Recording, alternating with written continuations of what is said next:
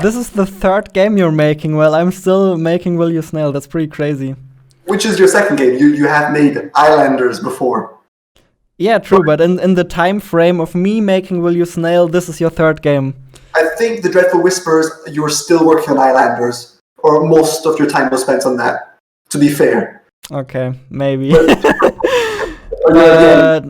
Nevertheless, you're extremely fast with this, and I talked about this with Tim recently, where he kind of said that he wishes he could make games in these shorter development cycles of like 3-6 months. I think your last game took you something like maybe 9 months. Is that correct? Yeah, that was my longest. 9 months was, which was still pretty short compared to most indie games. That is pretty short. I agree.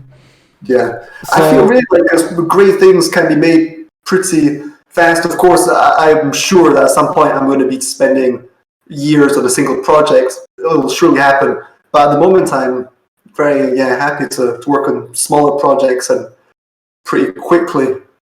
I find that super interesting because I feel like a lot of developers kind of want to get there where they can just make a new game every year or maybe even 2 games every year. So I'd be very curious to learn more about how you kind of have the discipline to keep the project small enough and actually go through with it. What's your mindset going into these games and how do you approach finishing them? I feel like it's just like a natural thing. I don't really think too much about it. I'm guessing it's the experience making all those game jam games. So I've learned to scope small, and I kind of know how to scope this a little bit bigger and then make something. Because like Olo Bolo or Dashing Fire, like I can't imagine them being made in more than the time I took. Like more would just be excess. So it's just. Maybe I'm quite good at finding the right ideas that are quite small and manageable to work around. Because most of like Dashing Fire was a very straightforward, simplistic game. Although with that said, I guess even simple games can take a long, long time to make. I could have added tons of areas and many more bosses and so on. So, yeah. Yeah, my feeling is that you're all also kind of building these games in a way where they're pretty scalable, right? For example, Olo Bolo pretty much already looks like a finished game. Like I've no idea how long you've been working on it now. Like 1 month. It's been 1 month. 1 month?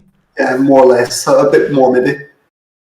That's pretty decent. So you have a playable game after 1 month, and I mean, in theory, you could launch it like this, right? And it's more a matter of how much more you want to add, and then when you feel like it's enough, you just go into marketing phase and sell it.